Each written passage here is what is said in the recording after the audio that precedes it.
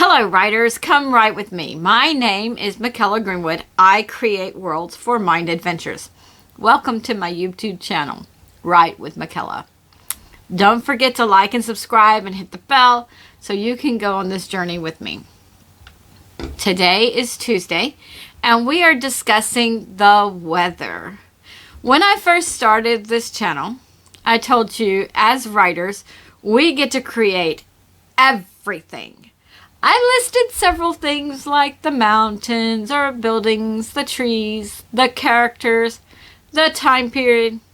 Well, while I maybe didn't say that outright, time period, but we talked about setting, and that includes your time period. And there are many other things that we create. One of those is small yet huge. What do I mean by that? Well, weather is every day. Every day there is some sort of weather. Is it sunny? Is it rainy? Is there a breeze? That's the small part.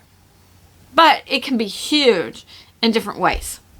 Right now in Texas, we are under a heat advisory, like triple digits, It's 93, feels like 113, so it's quite hot.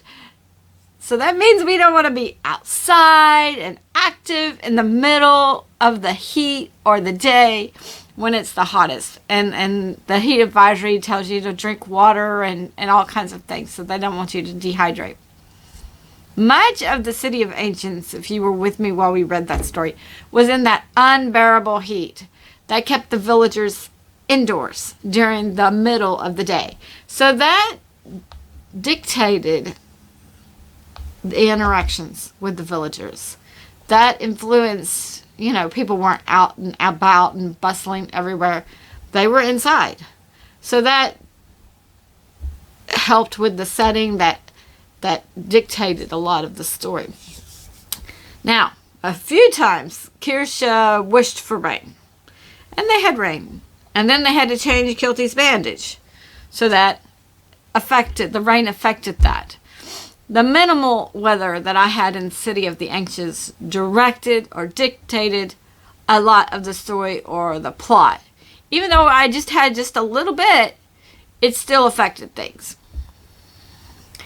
Another huge part is big weather. Like Hurricane Harvey. We, meaning my husband and I, we didn't flood, but the streets in our neighborhood did, and we couldn't leave the neighborhood for like a week or two. Once we could leave the neighborhood, there were still bridges that were out, like over the bayous and stuff. So we had to take different routes around over some of these bayous, and we couldn't go that same route for quite some time. I mean, it took months to replace that one bridge. Some of you experience tornadoes instead of hurricanes. Some of you have snow every year. A friend that lives in Gambia says that it rains only during 1 month of the year there. But Seattle, Washington, I believe I read that it rains around 152 to 156 days there. That's 5 months of rain. We could add in daylight into this mix. The farther north you live, the longer the days in the summer, with Anchorage having over 19 hours of daylight in the summer. And in Barrow, Alaska, they have 67 days of darkness, like no sun, and over 80 days of uninterrupted sun. Now, I could probably deal with the uninterrupted sun, but I couldn't deal with the 67 days of just darkness. That would be too much for me. But these are things to consider when looking at your setting. How much daylight? How long is the night? What is the weather like? Does the weather affect your action in your story? Or you're all in a battle and everything, and then here comes this rainstorm. Well, the soldiers can't fight as well. I mean, if you watch a football game or a baseball game or whatever, sometimes during the weather they stop because of lightning and stuff. But if they don't, soccer, whatever they're playing, then they start sliding in the grass, the field becomes muddy, so weather affects things. So does the weather cause your characters to act differently? That kind of things. So it affects things.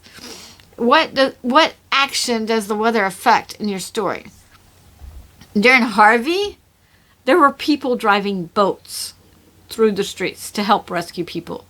It's not like you go out your house every day and see a boat going down the street. Well, the streets were filled with water, of course, but that was something different, Oh, there goes another boat. Oh, there goes another boat. And some people were complaining because the boats were going fast and making waves, and some of those houses, they didn't quite get water in them. The boats pushed the water into those houses, and so they ended up with water there. So those are things to think about, the cause and the effect, that the weather has on the action of your characters. So we are talking about weather because it should be in your stories in some form. Whether mild or severe, it can play a minor role or a key role. Remember when we talked about your antagonists, we said the force of nature could be an antagonist. And I've mentioned that nature could hamper your protagonist while your antagonist was regrouping. Okay, we had this big battle. We were doing well. The antagonist fell back. They're regrouping, but here comes this rainstorm. Hampers our, cleaning our swords and whatever that we have to do while we're waiting out this storm. So it could hamper your protagonist. Doesn't always have to be negative. Weather can be a positive. Rain could come and your characters could be inside and reflecting on things or resting or pick up a good story, read a book.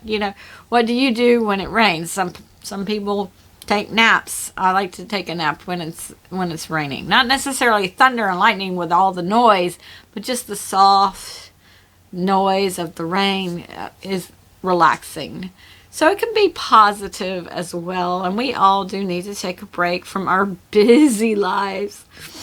Now, I'm sure you noticed there was minimal weather in the City of the Ancients and in Tahia so far. Weather will be a separate edit run, and I will decide on whether I want just a douse in just a little weather, or a big storm actually adds a scene or days to my stories. Of course, those decisions will be based on whether or not I can connect. Remember, we have to connect everything. If I can connect the new weather-related scenes to my story. In The King's Daughter, at one point, Alderney, the main character, knows from her visions about a battle in Barget. And she is on a journey with the companions, but their journey is going to take them through Barget, and she hopes to arrive in time to aid with the battle. Then it rains, and the marshes flood. They're about to go across the marshes flood. So the companions wait for the marshes to drain so they can travel through them. Alderney does not like the delay and is very impatient with it. As a writer, I could have had the rain come after they crossed the marshes.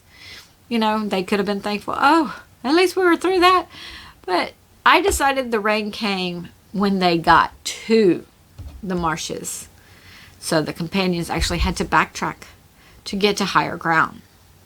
The title of that chapter is Delays. And other delays are also happening across the land. You get to see different things delaying people.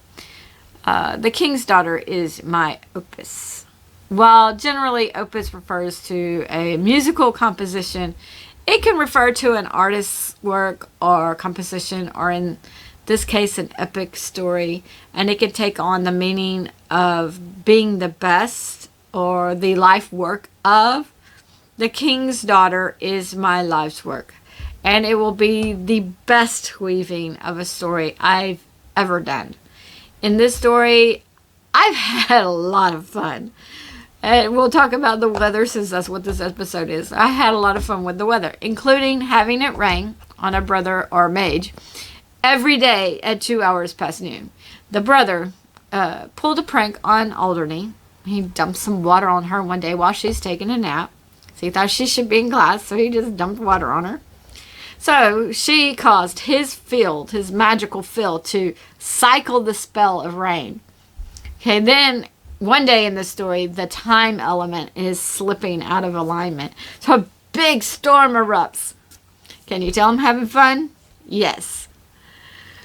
So for us here as writers, go outside, feel a breeze, or feel the stagnant heat. When the heat just seems to be pressing down on you, or your sweat just starts to pour and you can feel the little trickles run down your back. Go outside in the rain. Look out the window in a thunderstorm or a lightning storm and watch the beautiful display of weather. Or scary, if you think it's scary.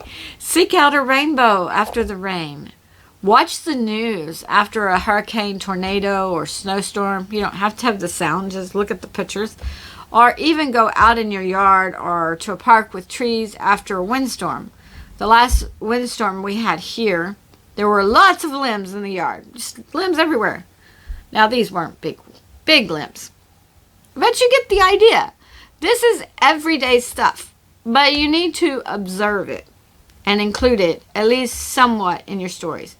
Maybe your characters are always inside and never see the wind or rain, but then the electricity goes out.